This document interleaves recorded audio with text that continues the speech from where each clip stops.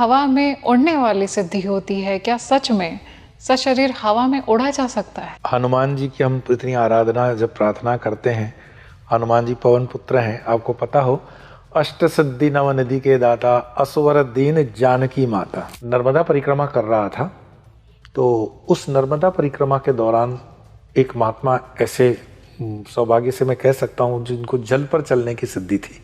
आज के समय में भी ऐसा? हाँ, उनके ही समकालीन चांगदेव जी थे, और चांगदेव करीब करीब 1200-1300 वर्ष की आयु हो गई थी उनकी, ये प्रामाणिकता के साथ है।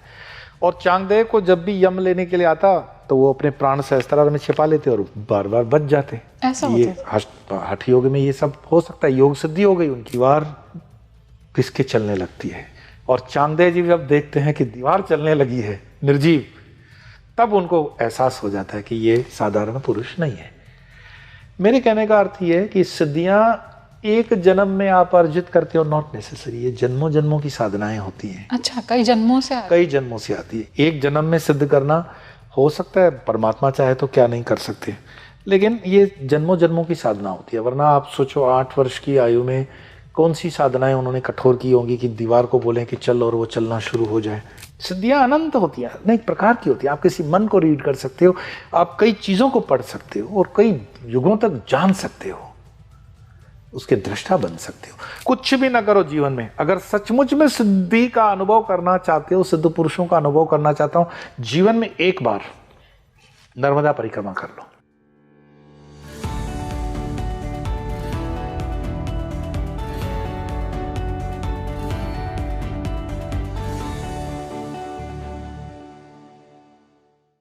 हम बचपन से संत और महापुरुषों को देखते आए हैं जिनके पास में सिद्धियां होती हैं। ऐसे सिद्ध महापुरुष हमारे आसपास कभी तो निकले होंगे, जिनके दर्शन हमने किए होंगे। कैसे आती हैं इनके पास ये सिद्धियां? सिद्धियों को साधा जाता है या ये सिद्धियां स्वतः साधना में उत्पन्न होती हैं? आज हम इसी रहस्य को जानने वाले हैं। क्या आपके भीतर भी कोई एक ऐसी सिद्धि छुपी हुई है जो शायद आपने अपने पिछले जन्मों की साधना से अर्जित की हो, जो इस जन्म में फलीभूत हो रही हो? ये सिद्ध महापुरुष जो गिरनार और हिमालय की कंदराओं में बैठे हुए हैं, कैसे आज की समय को शेप दे रहे हैं, कैसे मानवता का कल्याण कर रहे हैं, आज इन बातों को हम जानने वाले हैं। और क्या ये सिद्ध योगी सिर्फ भारत में है या ये बाहर भी विस्तृत हैं, फैले हुए हैं? आज इन सभी बातों को हम जानेंगे। नमस्कार, आप देख रहे हैं स्पीकिंग ट्री और मैं हूं आपके साथ, आपकी ही आध्यात्मिक यात्रा में आपकी सह यात्री माधवी। इस बेहद खूबसूरत डिस्कशन के लिए आज हमारे साथ एक बेहद खास मेहमान जुड़े हुए हैं जो किसी भी इंट्रोडक्शन के मोहताज नहीं है। मैं बहुत बहुत स्वागत करना चाहूँगी स्वामी योग का। बहुत बहुत स्वागत है स्वामी जी स्पीकिंग ट्री पर। नमस्कार, नमो नारायण। नमो नारायण। स्वामी जी, हम बचपन से सुनते आ रहे हैं सिद्धियों के बारे में, सिद्ध महापुरुषों के बारे में। यहाँ तक मैंने सुना है कि सशरीर हवा में उड़ने वाली सिद्धि होती है। क्या सच में सशरीर हवा में उड़ा जा सकता है? तो हनुमान जी की हम इतनी आराधना जब प्रार्थना करते हैं, हनुमान जी पवन पुत्र हैं, आपको पता हो, अष्ट सिद्धि नवनिधि के दाता, असवर दीन जानकी माता। माँ जानकी ने उनको अष्ट सिद्धि नवनिधि की आशीर्वाद दी। तो अष्ट सिद्धि में एक सिद्धि जो है अणिमा गरिमा जो क्रम चलता है, उसमें ये एक सिद्धि है कि वायु मार्ग से आप चल सकते हैं। हाँ, ये बिल्कुल ऐसा नहीं है कि भाई आपको हर चौराहे, हर शहर या हर जगह पे मिले, पर इस सिद्धि का शास्त्र जिक्र करते हैं, अष्ट सिद्धि के विषय में बताते हैं। ये है। ये अष्ट सिद्धियों में से कौन कौन सी सिद्धियाँ आती है स्वामी जी? मैं खुद भी मतलब आपको ऑथेंटिकली बताऊं, अष्ट सिद्धि में पहली सिद्धि आती है अणिमा। अणिमा मतलब शरीर को सूक्ष्म अणु जितना छोटा कर देना। जहाँ हनुमान बिल्कुल मक्खी जैसे बन जाते हैं, वो अष्ट सिद्धि का अणिमा। फिर महिमा, शरीर को उतना बड़ा कर दो, अत्यंत विशाल बना देना, तो ये दूसरी हुई महिमा। तीसरी सिद्धि आती है गरिमा। गरिमा मतलब शरीर को बहुत भारी कर लेना, ये तीसरी सिद्धि हुई। चौथी सिद्धि है लघिमा। लघिमा मतलब शरीर को बहुत हल्का कर लेना। पांचवी सिद्धि है प्राप्ति, यानी कहीं भी किसी भी वस्तु को प्राप्त कर लेना, कहीं से भी। छठवीं प्राकाम्य सिद्धि। प्राकाम्य सिद्धि में इच्छाओं को तुरंत पूर्ण करने की शक्ति होती है। नहीं, कई बार आप बाबाओं के किस्से सुनते हैं, वो सिद्धि है उनकी। सभी के सब अष्ट सिद्धियां हो, नॉट नेसेसरी कोई एक सिद्धि हो जाए। तो छठवीं प्राकाम्य के बाद सातवीं है ईशित्व वाली सिद्धि। ईशित्व मतलब सृष्टि पर नियंत्रण, जहां वो कहते हैं ना बारिश कर देते हैं, तूफान चला लेते हैं। आठवीं सिद्धि है वशित्व, दूसरों को वश में करने की शक्ति। तो साधक जब साधना में आगे बढ़ते हैं तो ये तो हनुमान जी हैं हमारे, जहाँ माँ सीता ने उनको अष्ट सिद्धि नवनिधि का वरदान दिया, वो तो साक्षात जगदम्बा का अवतार हैं। पर कई साधक जो एक पर्टिकुलर सिद्धि के लिए प्रयासरत होते हैं और उसमें वो सक्षम भी हो जाते हैं, वो सिद्धि उनको मिल जाती है। तो ऐसा सुनने में भी आता है, कभी कभार दर्शन भी हो जाते हैं। ज़्यादा करके इन सिद्धियों का डिस्प्ले नहीं होता, पब्लिक डिस्प्ले नहीं करते हैं, क्योंकि पब्लिक डिस्प्ले करने से कहते हैं कि वो सिद्धियां फिर समाप्त भी हो जाती हैं। अच्छा। परंतु ये बात सच है, मैं नर्मदा परिक्रमा कर रहा था, तो उस नर्मदा परिक्रमा के दौरान एक महात्मा ऐसे, सौभाग्य से मैं कह सकता हूँ, जिनको जल पर चलने की सिद्धि थी। आज के समय में भी ऐसा? हाँ, बिल्कुल। आज के समय में ये जो चीज़ें हमारा सनातन कहता है था, है और रहेगी, हमेशा वो रहने वाली है उस प्रोपोर्शन के अंदर। तो एक किनारे से दूसरे किनारे तक वो माँ नर्मदा जी के ऊपर जा सकते हैं, ऐसी सिद्धि उनके पास थी।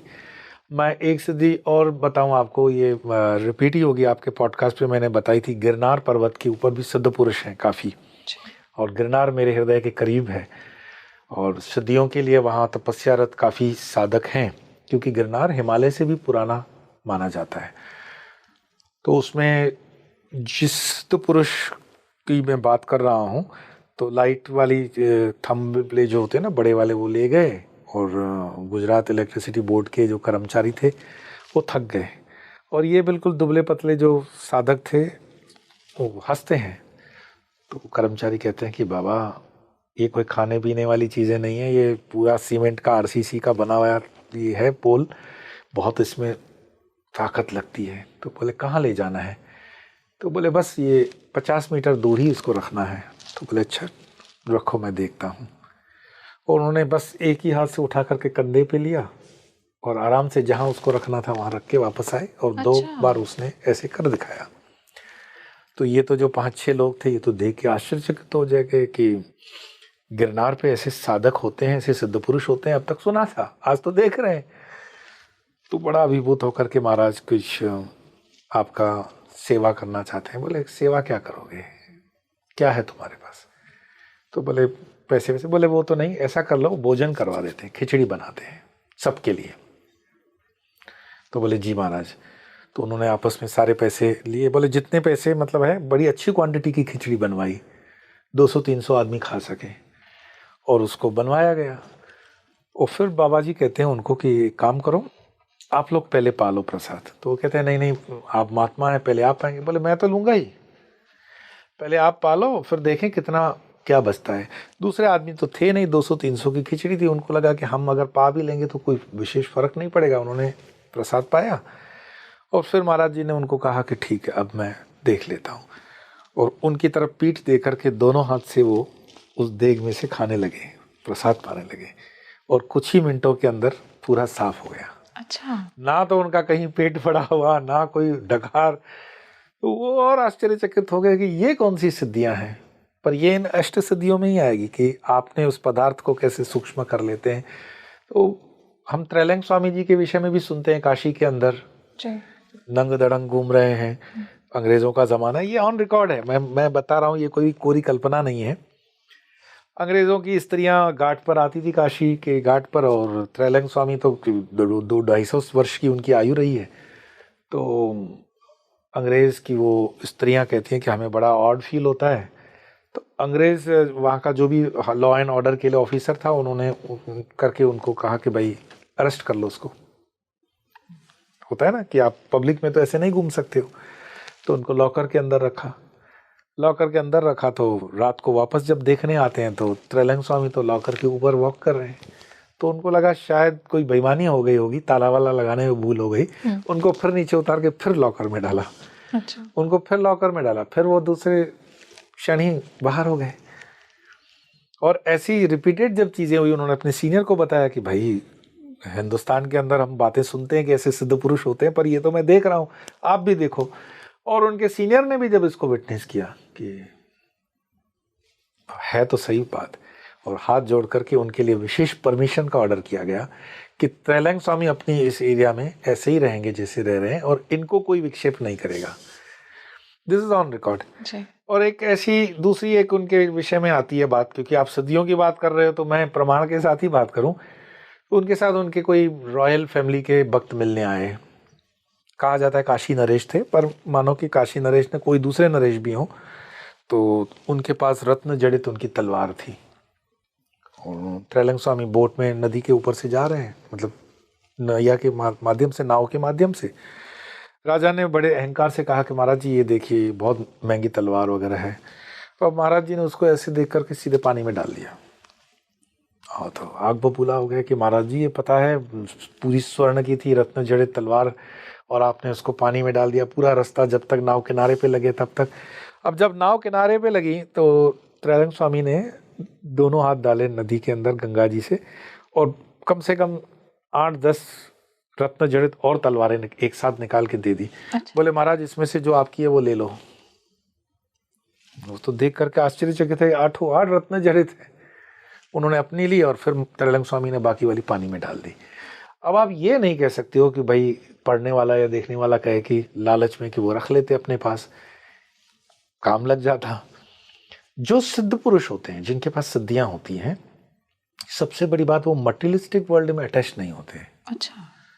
मैं आपसे कहूं नाम न लेने की मतलब बात पर, पिछले कुछ सालों में उत्तर प्रदेश के एक बाबा जी का समाचार छपा था, जिनके विषय में ऐसा समाचार छपा कि उन्होंने कह दिया कि यहां से सोना निकलेगा। ठीक है, अभी वो जीवित है, विवाद ना हो इसलिए कभी कभी हमें संयम में बात करनी पड़ती है। और उनको हमारे प्रधानमंत्री जी भी बड़ा सम्माननीय मतलब दृष्टि से, पूज्य दृष्टि से देखते हैं। तो उन्होंने जब कहा कि यहाँ सोना है तो सारे लोग बड़े एक्साइटेड हो गए कि इतना सोना है। बाद में उसमें DRD और वगैरह वगैरह ने अपना रिसर्च दिया, आर्मी वगैरह भी लगाई गई थी और मीडिया में काफ़ी उछली वो चीज़। फिर कुछ दिनों के बाद वो न्यूज़ ब्लैंक हो गई।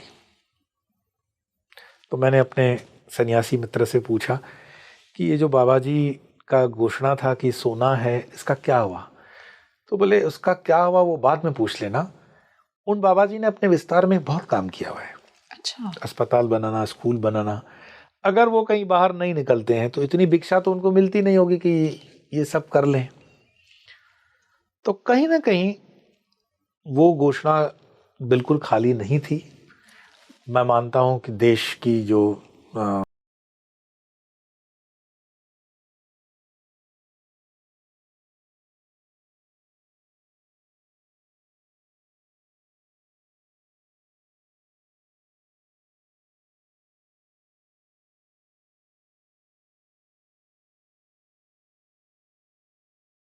विधि रही होगी, पर ये कोई बहुत पब्लिक में बात नहीं थी। और उनकी सेवा में एक भगत आता था गांव का, उनको जो भी भोजन वगैरह करवाना, सेवा करवाना। एक दिन बहुत टेंशन में उनके पास आया, समय के देर से आया, तो बाबा जी ने पूछ लिया कि क्या बात है। तो बताया महाराज जी और तो कुछ नहीं, थोड़ा सा कर्जा है और वो कर्जा लेने वाला आ गया तो थोड़ा सा रकजक में समय निकल गया, और परेशानी तो है, जीवन तो परेशानियों का ही नाम है। धर्म के प्रति आस्था उन्होंने दिखाई। बाबा जी ने उनको बोला कि काम करो, अंदर संदूक में से ये चीजें ले आओ। अच्छा।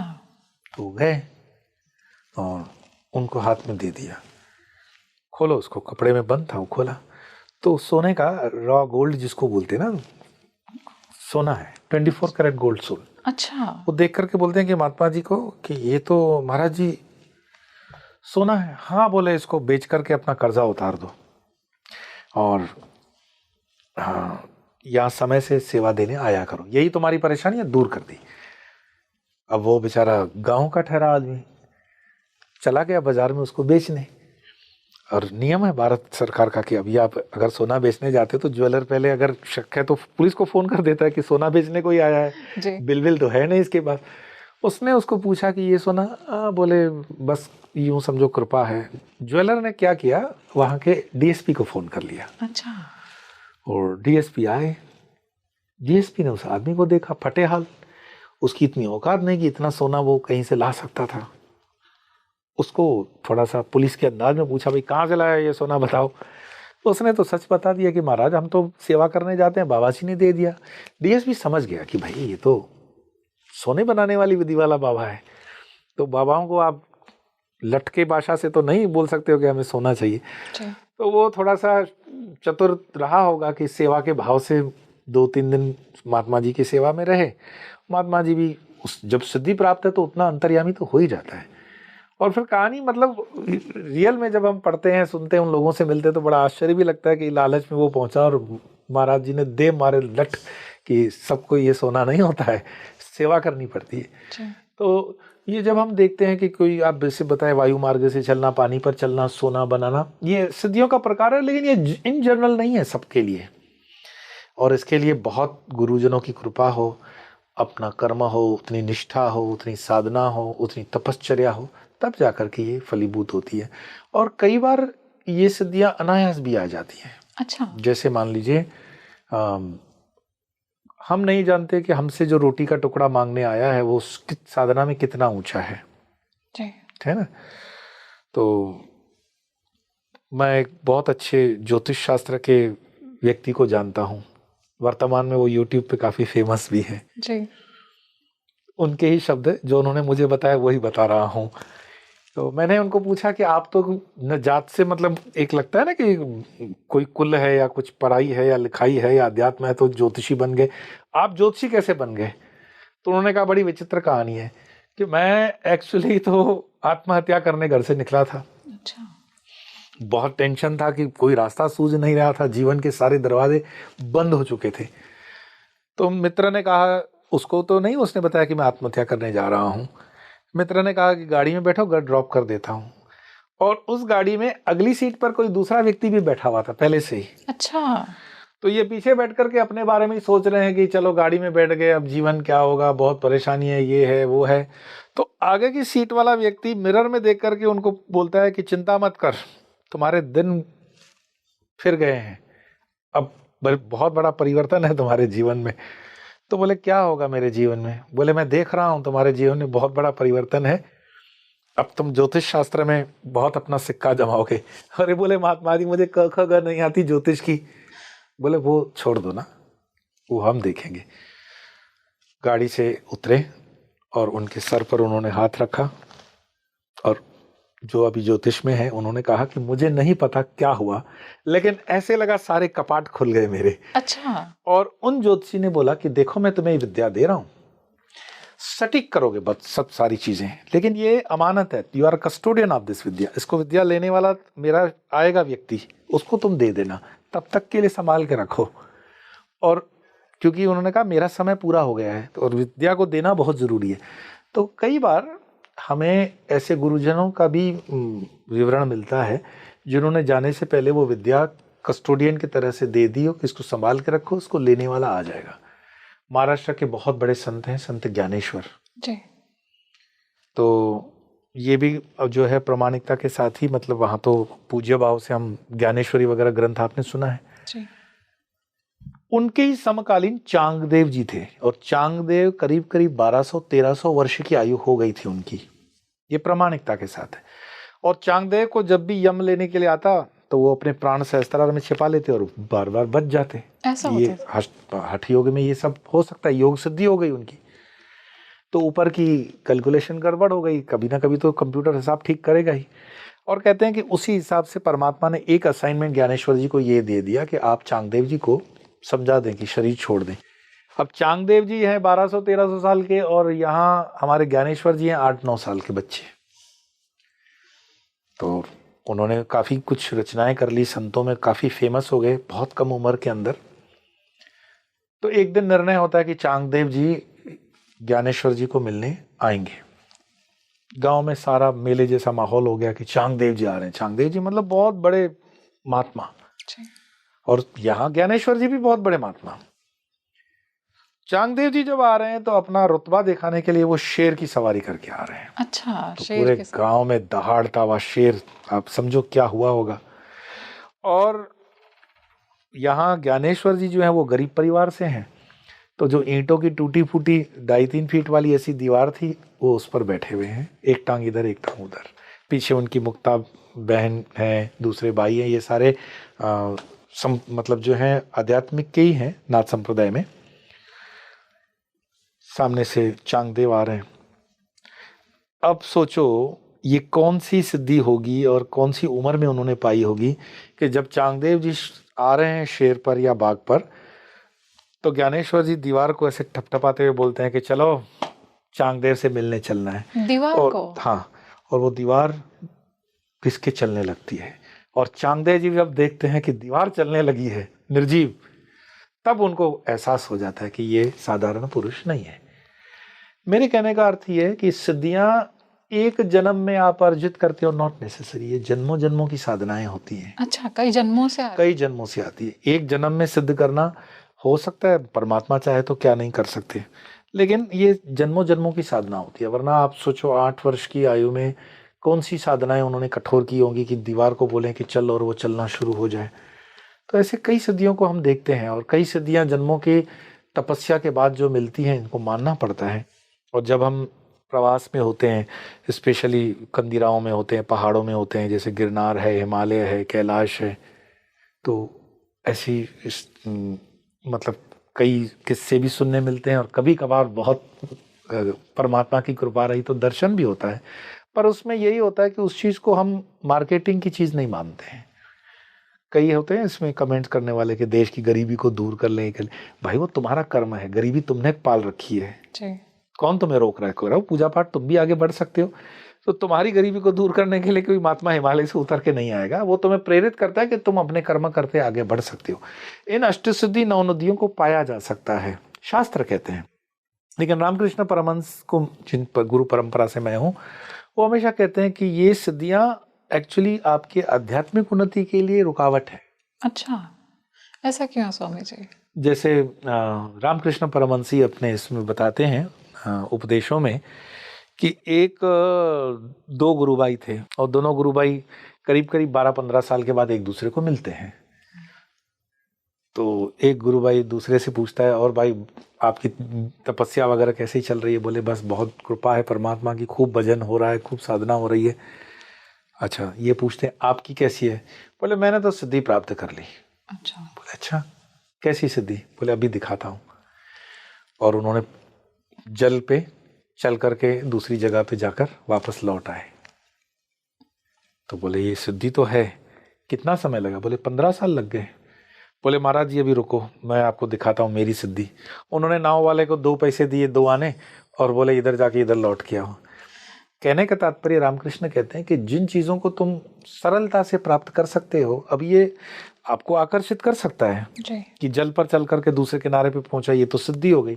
लेकिन इस सिद्धि से एक लोक कल्याण क्या, कुछ भी नहीं होने वाला, इससे कोई अर्जित होने वाली ये बात ऐसा नहीं है। आपने उपनिषद वगैरह पढ़ेंगे या पुराण पढ़ेंगे तो उसमें ऋषि पूरा समुद्र पी जाता है जी, है ना। अब है तो ये सिद्धि, लेकिन इस सिद्धि से कितना समाज का कल्याण होगा, कितना समाज का नुकसान होगा। सिद्धियां कई मायावी दानवों के पास भी रही है। तो सिद्धांत यही है कि कोई भी सिद्धि पाने के लिए आपको एक निष्ठ होकर के 100% फोकस्ड एंड डेडिकेशन और समर्पण भाव से अगर आप लगते हो तो वो चीज़ होती है। मैं साधारण से कहता हूँ, हनुमान चालीसा होती है ना, आप उसका अनुष्ठान ले लो। अब कोई ऐसे 1-2 पढ़ने से नहीं होगा, पर आपने एक निश्चित अपनी कैपेसिटी के अनुसार गुरु के निर्देशन में अनुष्ठान लिया है तो आपको कई मतलब सामान्य सिद्धियों की अनुभूति होती है। कोई दूर बात कर रहा है, आपको पता पड़ जाता है, जो होने वाली चीजें वो सहज आपको पता पड़ने लगती हैं। अगर उस चीज का आप दुरुपयोग लेते हो, नियम तो है प्रकृति का, तो वो फिर आपकी तरफ से चलना शुरू कर देती है। डिस्ट्रक्टिव एंड कंस्ट्रक्टिव, ये 2 पोल्स हैं। तो कोई भी आध्यात्मिक हमारी साधना है, कोई भी आध्यात्मिक हमारी सिद्धि है, आध्यात्मिक कोई भी उपलब्धि है, अगर वो कंस्ट्रक्टिव है, वो जोड़ने वाली है, विधायक है, पॉजिटिव है, तो ठीक है। लेकिन जहां वो नेगेटिव में है, डिस्ट्रक्टिव है, नुकसानकारक है, तो फिर उसका ऊपर वाले ने जैसे कोडिंग कर रखा हुआ है, वो आपकी सिद्धि चली जाती है। तो ये मानना पड़ता है कि सिद्धियां हैं, और इन सिद्धियों के सिद्ध महात्मा भी हैं और हमारे साथ वर्तमान में भी हैं। बट वो नॉट नेसेसरी हमारे लिए डे टू डे लाइफ में कितनी उपयोगी है। स्वामी जी, जैसे आपने बोला हनुमान चालीसा का पाठ, तो हनुमान चालीसा का जो पाठ करते हैं, क्या उनके अंदर भी स्वतः कुछ सिद्धियां प्रकट हो जाती हैं? वर्तमान में भी कई संत महात्मा हैं, आपने देखा वो हनुमान जी की सिद्धियों से टिके हुए हैं। सिद्धि है, बिल्कुल नकार नहीं सकते आप उसको। और चूंकि वर्तमान में अगर आप देखोगे जो सप्त चिरंजीवी देव हैं उनमें हनुमान जी हैं जी। और जहां जहां पवन होगी वहां वहां हनुमान होंगे जी। आप सोच लो कि मुझे कोई नहीं देख रहा है, पवन तो है, पवन है तभी तो आप ब्रीथ कर रहे हो, श्वास ले रहे हो, तो पवन देव हैं। तो जो पवन देव हाजिरों हाजिर हैं 24 घंटे 365 दिन, हर हाल में, हर क्षण में, हर पल में, अगर आप उनको स्मरण करते हो, मनन करते हो और सीधे से उसके लिए समर्पित होकर के आप लग जाते हो तो क्यों नहीं। लेकिन हमारी जो और चीजें होती है ना, देश काल परिस्थिति पात्र प्रारब्ध, ये सब गुरु कृपा,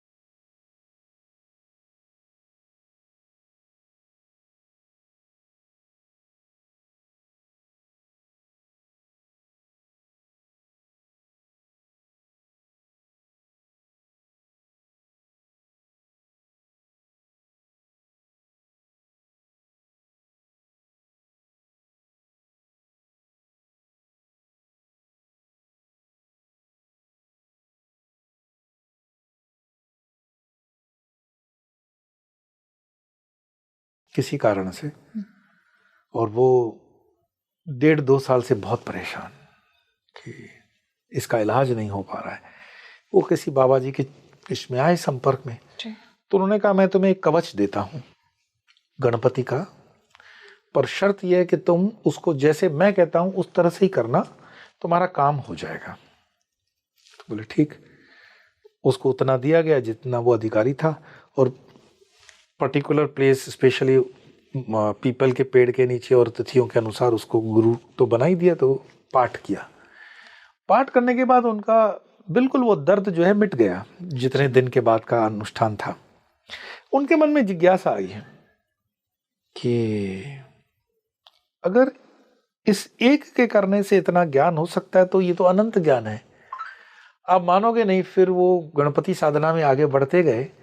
उनके कई पुस्तक आपको गुजरात वगैरह में मिल जाते हैं। काफ़ी उनका शोध कार्य भी रहा, वनस्पति शास्त्र के अंदर उनकी कृपा रही परमात्मा की।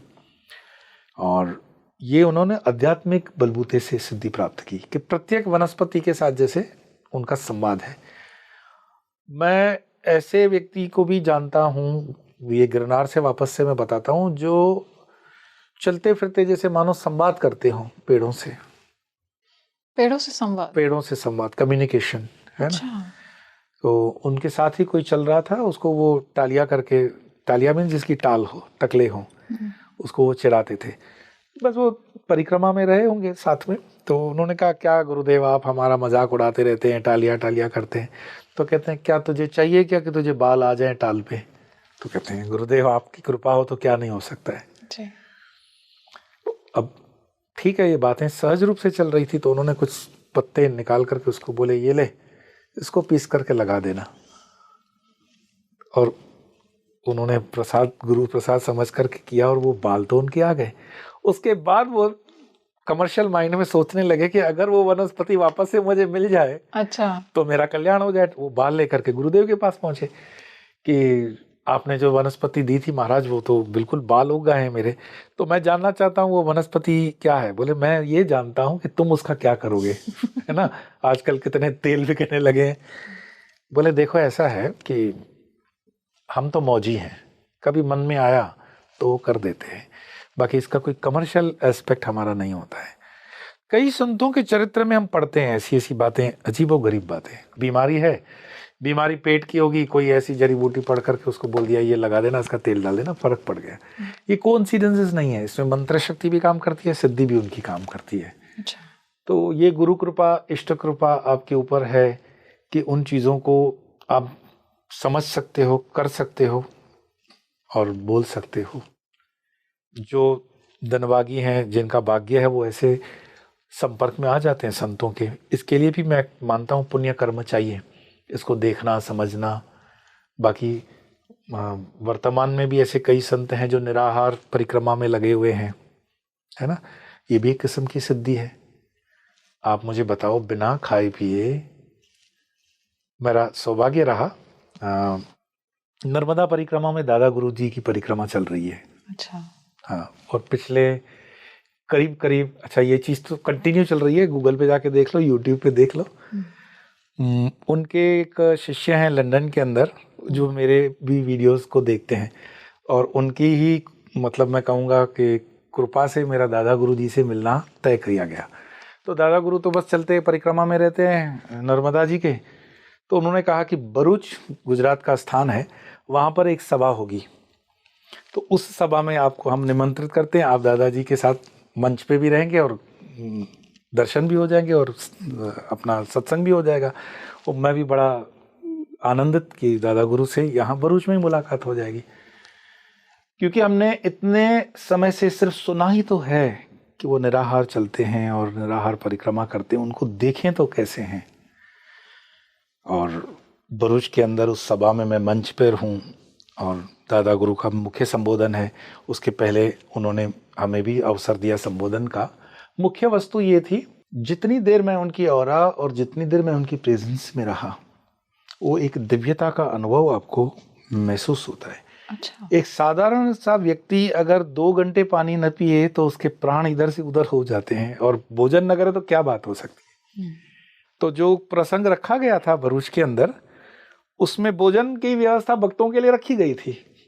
अब मैं तो दादा गुरु की तरह नहीं हूं कि निर्जला परिक्रमा करूं बिना अनाज के, लेकिन उनका एक मातृतुल्य मेरे प्रति जो स्नेह और जो प्रेम रहा अविस्मरणीय है। वो स्वयं से बाहर तक आए और आग्रह से कहा कि आप प्रसाद लेकर के ही जाएंगे। तो बाहर भक्तों के लिए प्रसाद की व्यवस्था की गई थी। और नॉर्मली ये होता है कि हम जब कार्यक्रमों में होता है तो पब्लिक क्योंकि घेर लेती है, और उसको अवॉइड करने के लिए प्रसंगों में हम बहुत जल्दी से निकल जाते हैं।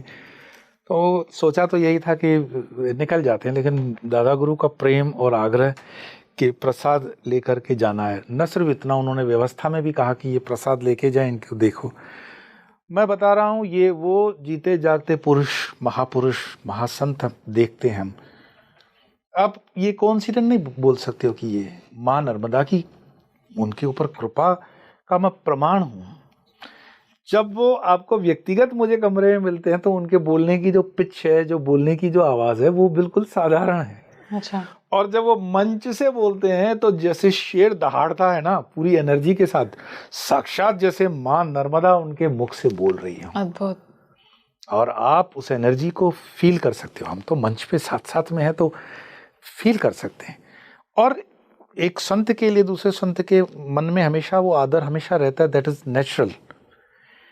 मैं कहूँगा सौभाग्य हमारा कि ऐसे संतों को जब हम मिलते हैं और आप लोगों के मतलब देखने वालों के लिए रेफरेंस जब बताते हैं, लोग कहते हैं ना, अच्छा हमें भी एक आध ऐसे सिद्ध पुरुष का संत, तो जाओ नर्मदा की परिक्रमा में जुड़ जाओ दादा गुरु के साथ, है ना, कौन मना कर रहा है। देखो उनके साथ रहो और उनसे जुड़े हुए और किससे जो उनके साथ चलते। तो मैं एक बात जब कर रहा था, उनकी टीम जो साथ में चल रही थी, तो मैंने कहा और भी कई किस्सों को आप विटनेस करते होंगे। तो बहुत कई ऐसे किस्से, तो संतों के जीवन में इस तरह के किस्से हो जाएं, ये बहुत सामान्य बात है।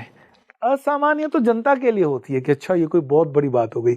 एक किस्सा उनके बता रहे थे, चल रहे थे जो साथ में, वो बताया कि धूप का समय था, दोपहरी थी और मध्य प्रदेश की शायद धूप थी, बहुत तेज धूप थी। तो सबको लग रहा था कि बेहाल धूप से हैं। और दादा गुरु ने देख लिया, दादा गुरु तो सिर्फ लंगोट में रहते हैं, वो तो कोई उसमें है नहीं।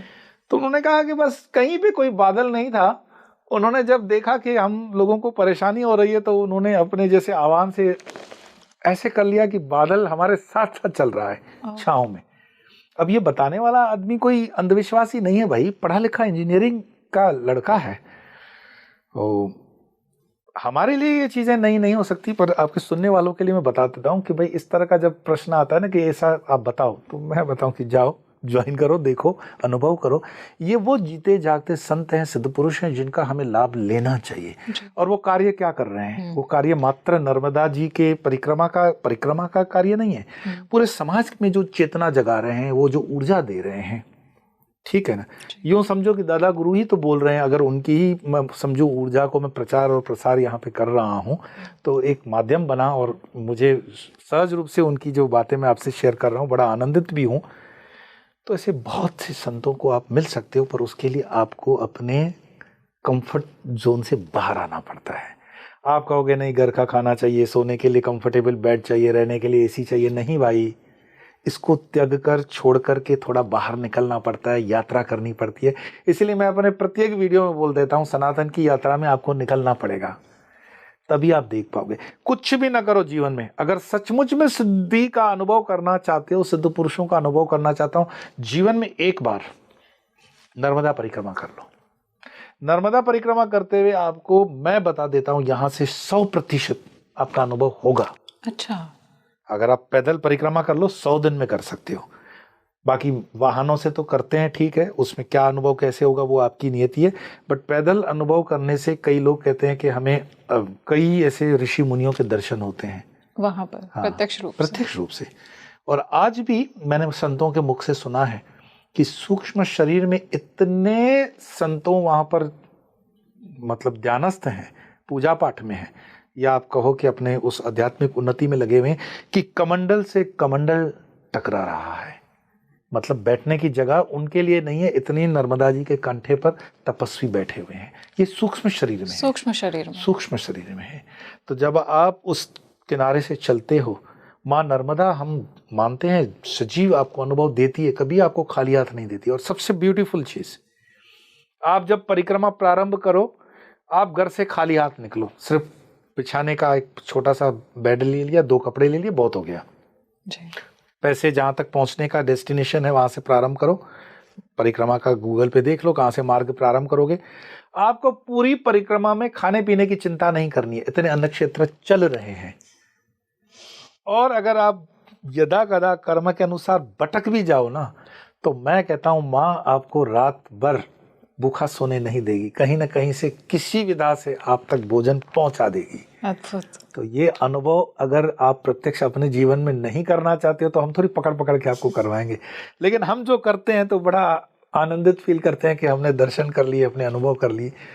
तो वो चाहे अनुभव कैलाश के हों, हिमालय के हों, गिरनार के हों और तीर्थों के हों, अद्भुत ये से मतलब उसका ये प्रमाण मुझे इसीलिए देना पड़ा कि भाई एक आध ऐसा प्रमाण हो जो खुद से आप तय कर सकते हो।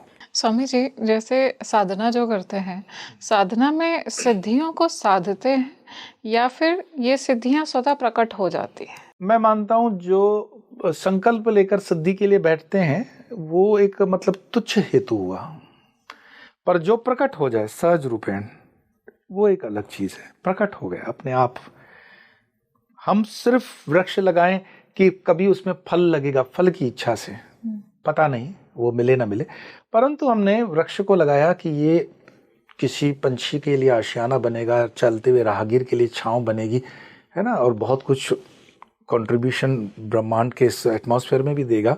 तो हमारा जो स्वार्थ है उसको परमार्थ से जोड़ दें तो सिद्धियां प्रकट हों, ये तो अच्छा है, शुभ है।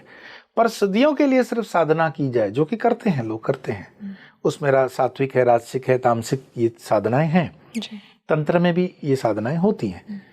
परंतु उस साधना की जिसकी मैन्युफैक्चरिंग डेट है, जो आपने क्रिएट की, वो एक्सपायरी डेट में भी आएगी। अच्छा। पर जो प्रकट होती है वो तो परमात्मा का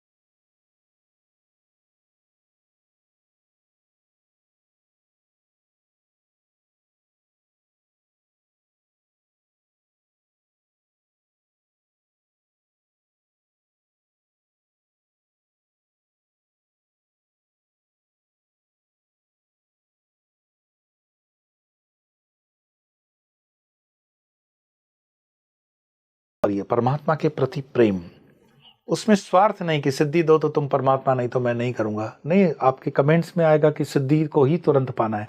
और जैसे ये विचार आया, समझ जाओ कि तुम अपने उस आध्यात्मिक पथ से च्युत हो गए, तुम साधक जीवन से गिर गए हो। तुम सिर्फ एक, जिसको कहते हैं ना, स्वार्थ में ही परमात्मा को पाना चाहते हो। जिस दिन निस्वार्थ भाव से आप चल पड़े, वो सामने से दे देगा। जैसे हम जिद करते हो माँ से कि मुझे चॉकलेट चाहिए, चॉकलेट चाहिए, और माँ दांत खराब होंगे कि ये ठीक नहीं है, नहीं देगी। लेकिन बस आप बैठ गए कि ठीक है माँ, तुम्हारी इच्छा। और आपने देखा है माँ सामने से बोलती है, ये ले पैसे, ले आ चॉकलेट, या तो लेके दे ही देगी। परमात्मा का भी ऐसा ही है। परमात्मा बिल्कुल बाल स्वभाव है। जिद करने जाओगे नहीं देंगे, सहज समर्पण भाव से रहोगे दोनों हाथ से दे देंगे। तो ये हमारे ऊपर है, हमें कौन सा बिहेवियर रखना है। स्वामी जी, एक तो जैसे सिद्ध योगी, आप स्वयं योगी हैं, साधु हैं, आप हैं, और इतने सारे महापुरुष होते हैं। एक तो उनकी बात हो गई, वो सिद्ध महापुरुष है, और एक सामान्य मनुष्य। जो सामान्य मनुष्य है, सामान्य मनुष्य को भी क्या सिद्धियां पिछले जन्म में ऐसा हो सकता है कि मिली हो? अगर मिली हैं तो कैसे पहचान सकते हैं? क्या कुछ संकेत होते हैं कि जिससे ये जाना जा सके कि उनके पास सिद्धियां हैं?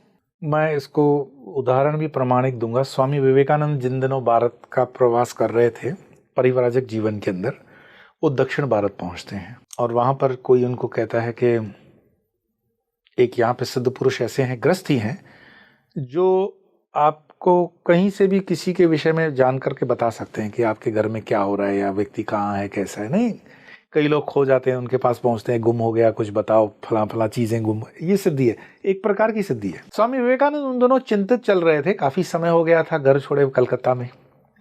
तो वो जानना चाहते थे कि उनके परिवार में माँ ठीक तो है ना, क्योंकि माँ को छोड़ के आए थे। तो सहज, हम देखो, हम भी मनुष्य हैं, अध्यात्म के मार्ग पे चलते हैं, लेकिन वो फीलिंग्स तो मनुष्य वाली रहेगी ना। तो विवेकानंद जी उस व्यक्ति के पास पहुंचते हैं और वो कहते हैं कि मैंने सुना है कि आप देख सकते हैं, तो आप मुझे बताएं मेरी माँ कैसी है। वो व्यक्ति उनको कहते हैं, ये प्रमाण कंप्लीट वर्क्स ऑफ विवेकानंदा में उल्लेखित है, आप पढ़ सकते हो गूगल पे भी। तो वो कहते हैं कि मैं आपको बता तो दूं, लेकिन मुझे ना ज्वर है, बुखार है, फीवर है, और मेरे से नहीं होगा ये, अभी मैं I am not in that state of mind. तो विवेकानंद जी कहते हैं कि मैं बहुत दूर से चल के आया हूँ। हाँ, बोले मैं बता भी सकता हूँ, मेरा इलाज तुम्हारे पास ही है। तो बोले बताइए, मैं कर देता हूँ।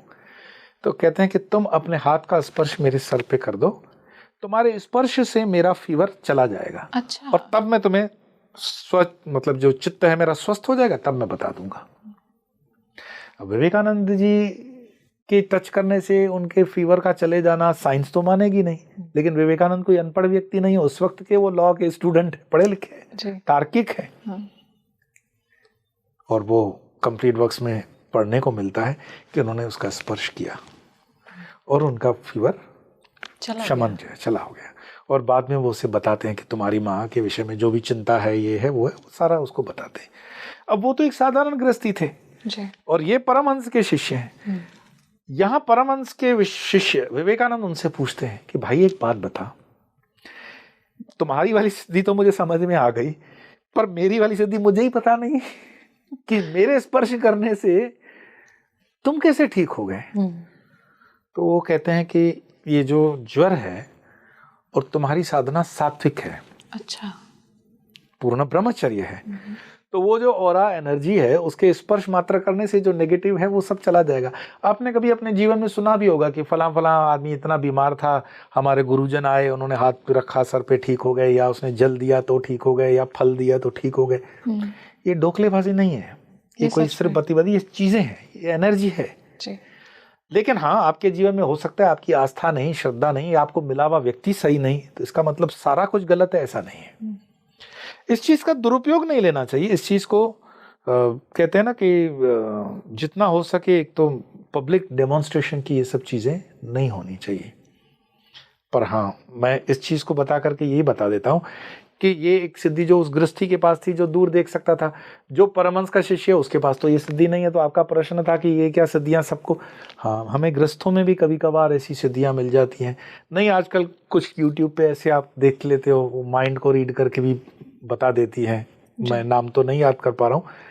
इसको सिद्धि से जोड़ें या टेक्निक से जोड़ें, that is up to you. पर ऐसी कई चीज़ें होती हैं जो साइंटिफिक वे से साबित करने जाओ तो एक अलग उसका रिजल्ट है, पर उसको सिद्धि के मार्ग से देखोगे। सिद्ध शब्द का मतलब क्या है? बंगाली के अंदर हम आलू बॉईल करते हैं ना, पोटैटो, तो वो जब बॉईल हो जाएगा तो उसको बोलते हैं शुद्ध हो गया। तो जब एक साधक अपनी साधना के मार्ग में सिद्ध हो जाता है, बॉईल हो गया ना, सारी परिस्थितियों से परिपक्व हो गया, तो सिद्धियां अपने आप प्रकट होने लगती हैं उसके आसपास। अच्छा, ये कहानी आती है आपके भागवत में भी, ये कहानी है, प्रामाणिक कहानी, भागवत की प्रसंग है कि एक संत एक दरवाजे के पास भिक्षा लेने आते हैं। लेकिन भिक्षा आने से पहले जब वो जंगल के रास्ते से आ रहे थे तो एक पेड़ के नीचे बैठे हुए थे, वहां पर कौवा कां कां कर रहा था। उनको विक्षेप हुआ कि क्या कां कां कां कां लगा रखी है, और जैसे उन्होंने कौवे को देखा, कौवा धप करके गिर गया। तो साधु को लगता है वाह, मेरी तो सिद्धि प्रकट हो गई, जिसको देखता हूं वो गिर जाता है।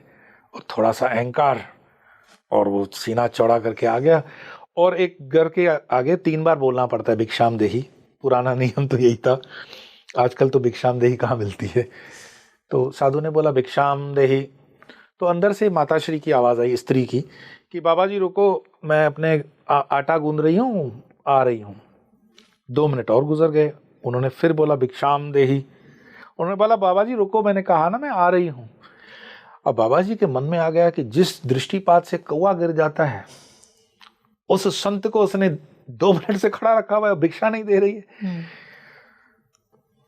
अब ये सोच ही रहे थे कि अंदर से आवाज आती है, अरे बाबा जी शांत हो जाओ, मैं कोई कौवा थोड़ी हूं कि गिर पड़ूं। अच्छा। और बाबा जी के तो तोते उड़ गए कि इसको कैसे पता।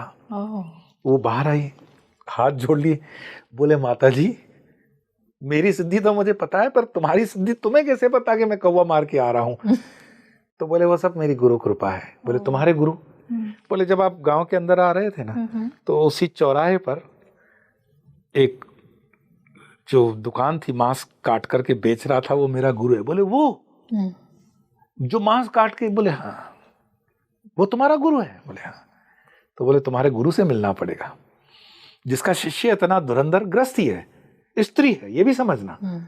हम जो नारी को बहुत कम मांगते हैं ना, नहीं नहीं, सिद्धियां सबके लिए हैं। वो पहुंचे उसके गुरु के पास, हाथ जोड़े, बोले महाराज मैं आपके शिष्य से भिक्षा करते हुए आ रहा हूँ। वो गुरुदेव कहते हैं ठीक ही कहा ना, वो कौवा थरी है जो गिर जाएगी। बोले महाराज आपको भी? बोले आपके पास जो सिद्धि है वो बहुत साधारण सिद्धि है महाराज जी। सिद्धियां अनंत होती हैं, अनेक प्रकार की होती है। आप किसी मन को रीड कर सकते हो, आप कई चीजों को पढ़ सकते हो और कई युगों तक जान सकते हो, उसके दृष्टा बन सकते हो। तो ये सिद्धियों को कौन डिफाइन करेगा कि सिद्धियां सिर्फ अष्ट सिद्धियां ही होती है? वो तो माँ सीता ने हनुमान जी को अष्ट सिद्धि नवनिधि का वरदान दिया, पर सिद्धियां अष्ट हैं उसमें कहीं लिखा हुआ है कि माँ ने कहा कि बस 8 के ऊपर है नहीं, इसीलिए मैं 9 सिद्धि नहीं दूंगी। उनको लगा कि हनुमान जी को 8 सिद्धियां देनी है तो दे दी। सिद्धियां तो हजारों और भी हो सकती हैं। अच्छा, इस प्रकार मैं बता रहा हूं, ये तो सब ऑथेंटिक है ना। तो कुल मिलाकर के सिद्धि को पचाना ये भी बहुत बड़ी बात है। सब सिद्धि को नहीं पचा पाते हैं, और ज्यादा करके वो सिद्धि ही उसके पतन का कारण बन जाती है। स्वामी जी, जैसे गिरनार पर्वत की आपने बात कही, हिमालय, तो क्या इन जगह पे जो एनर्जीज होती हैं इसलिए वहां पे जा करके साधना करते हैं जो सिद्ध योगी होते हैं, और ऐसी जगह सिर्फ भारत में है या फिर विदेशों में भी है? नहीं, ऐसी सिद्धियां मैं ये नहीं कहूँगा कि भारत में है तो भारत की कोई स्कीम चला ले, भारत सरकार कोई टूरिज्म इंडस्ट्री डेवलप कर ले इसकी। पर जैसे आप रेफ्रिजरेटर के अंदर हम जाते हैं तो फ्रीजर नाम का जो डब्बा है उसमें बर्फ जमती है। एकांत वाली जगह पर दही जमाने के लिए दूध हिले नहीं, उसका नियम है। तो ये नियम है, कुछ अचार बनाने के नियम होते हैं।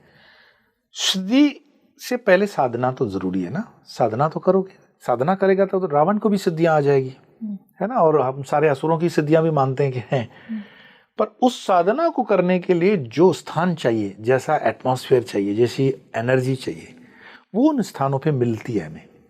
अच्छा। आजकल तो खैर एसी वगैरह सबके पास आ गई। सबसे पहली बात है कि किसी भी मंत्र की जब हम साधना करते हैं, जो थोड़ा सा उग्र मंत्र होता है, तो उससे हीट होती है माइंड की, बॉडी के अंदर भी, तो हमारा व्यवहार बदल जाता है, आसपास के लोगों को परेशानी होनी शुरू होती है। तो उसका हमारे ऋषि मुनियों ने अच्छा सॉल्यूशन निकाल दिया कि भैया तुम तो ठंडक वाले हिमालय में रहो, कूल कूल। अब वो कूल कूल हमारे घरों में भी आ गया, पर फिर भी हम कूल कूल तो नहीं हो रहे हैं। फिर खान पान, रहन सहन, तपस्या यही लगती थी। अब जब सोचो हिमालय पे कोई तपस्या करता होगा तो थोड़ी पिज्जा या मोमोज खाता होगा, तो आसन, यम नियम, प्राणायाम ये सब चलता होगा, प्रकृति के साथ है, तो वो चीजें उसे सहायता देती हैं। आज अगर मैं विदेशों को छोड़ करके या बंबई जैसे शहरों को छोड़ करके या मिडिल ईस्ट वगैरह को छोड़ करके एक इस छोटे सी जगह पे, कई लोग पूछते हैं कि आप शहर में क्यों नहीं आते हो, तो आपका विक्षेप हो जाएगा, आपका ध्यान भटक जाता है। मैं जहां पर हूं मैं परम आनंद में हूं। हमारे श्री त्रिपुर भैरव शक्ति पीठम में पूरा का पूरा नैसर्गिक और नेचुरल वो ऑरा है, वो एक पीठ है, जागृत पीठ है, और वो चीज़ हमें सपोर्ट करती है। मुझे किसको क्या साबित करना कि मैं क्यों हूँ, क्या हूँ। तो उसी तरह से हिमालय पे हैं या गिरनार पे हैं या नर्मदा जी के तट पे हैं या गंगा जी के तट पर हैं, तो ये चीज़ें आपको सहायता देती हैं, और इनका एक प्रमाण है इस चीज़ का। एंड दैट्स अ रीज़न कि साधक ज़्यादा करके, जो जेन्युइन साधक होता है, एक मैं शो ऑफ रील वाले नहीं बोलूँगा, रील बनाने वाले, पर वो तपस्या का क्षेत्र तो वही है। और आप अनुभव कर सकते हो अपने जीवन में, आप 3 रातें किसी भी उस क्षेत्र में रह जाओ, 3 रात, आजकल तो व्यवस्थाएं भी हैं, आश्रम, होटल्स वगैरह, और उसमें एक साधक की दृष्टि से रहो। सात्विक भोजन करना, सुबह में जैसे जल्दी उठ करके अपनी साधना में जो भी गुरुमुखी है तो मंत्र का जाप इत्यादि, 3 दिन मतलब 72 घंटे जब आप गुजारते हो, तो आप अपनी एनर्जी ऑरा को खुद ऑब्जर्व कर सकते हो कि क्या फर्क आया। ऑरा बदल जाता है। हाँ बिल्कुल, कोई सिद्धि तो नहीं आएगी 72 घंटे के अंदर, बट आपको ये बिल्कुल प्रत्यक्ष महसूस होगा कि यस, कुछ तो परिवर्तन हुआ है, और फिर उस परिवर्तन से आप ललायत हो, आपको लगता है कि इसको कंटिन्यू करना चाहिए, ऑल राइट। और नहीं तो भी मैं हमेशा कहता हूँ, तुम तो सिर्फ बस नर्मदा की परिक्रमा में निकल लो और फिर देखो क्या होता है। अद्भुत, thank you so much Swami ji, आज आपने इतना